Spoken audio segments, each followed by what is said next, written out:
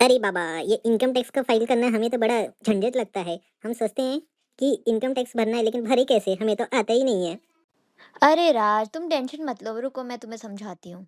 तुम्हें तो पता है, मैंने तो सोचा था कि मैं बहुत मुश्किल में पड़ जाऊंगा, लेकिन तुमने तो मेरी मदद कर दी। अच्छा, फिर बताओ मुझे। तो हाँ राज सुनो, इनकम टैक्स रिटर्न फाइल करने के लिए ना दो रेजीम्स है, एक ओल्ड रेजीम है और एक न्यू रेजीम है। अच्छा हाँ, ये तो मैंने भी सुना था। एक ओल्ड रेजीम है और एक न्यू रेजीम है। तो इसके बारे में तुम मुझे कुछ बताओ। ओल्ड रेजीम में अगर आपका इनकम 2.5 लाख से कम है तो आपको कोई टैक्स नहीं देना है, और अगर 2.5 से 5 लाख के बीच में है तो आपको 5% टैक्स लगेगा। पर अगर आपकी इनकम 5 लाख तक है तो आपको एक रिबेट भी मिलता है सेक्शन 87A में, तो आपको कोई टैक्स नहीं देना पड़ेगा।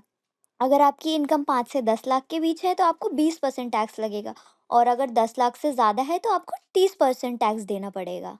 अच्छा, ओल्ड रेजीम में ये टैक्स हैं, तो न्यू रेजीम में क्या क्या टैक्स है उसका भी तो बता दो। हाँ, तो न्यू टैक्स रेजिम में अगर आपकी इनकम 0 से 3 लाख है तो आपको कोई टैक्स नहीं देना। अगर 3 से 7 लाख है तो आपको 5% टैक्स देना है। पर 7 लाख की इनकम पे हमें एक रिबेट मिलता है, वही 87A वाला, जिसमें हमें कोई टैक्स नहीं देना। फिर अगर आपकी इनकम 7 से 10 लाख है तो आपको 10% टैक्स देना है, और 10 से 12 लाख है तो 15% टैक्स लगेगा, 12 से 15 है तो 20% टैक्स लगेगा, और अगर 15 से ऊपर है तब 30% टैक्स लगेगा। तो अब समझ में आया तुमको?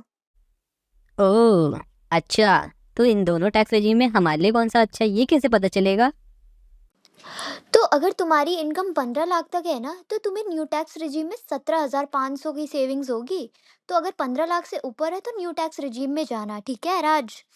थैंक यू मीरा, तुमने तो मेरी बहुत हेल्प कर दी। ओके बाय बाय, फिर मिलते हैं। अगर आपको हमारी वीडियो पसंद आई तो लाइक करना और कमेंट्स में बताना कैसा लगा आपको। और ऐसी ही इन्फॉर्मेटिव वीडियोस के लिए चैनल को सब्सक्राइब करना। Thank you, bye bye.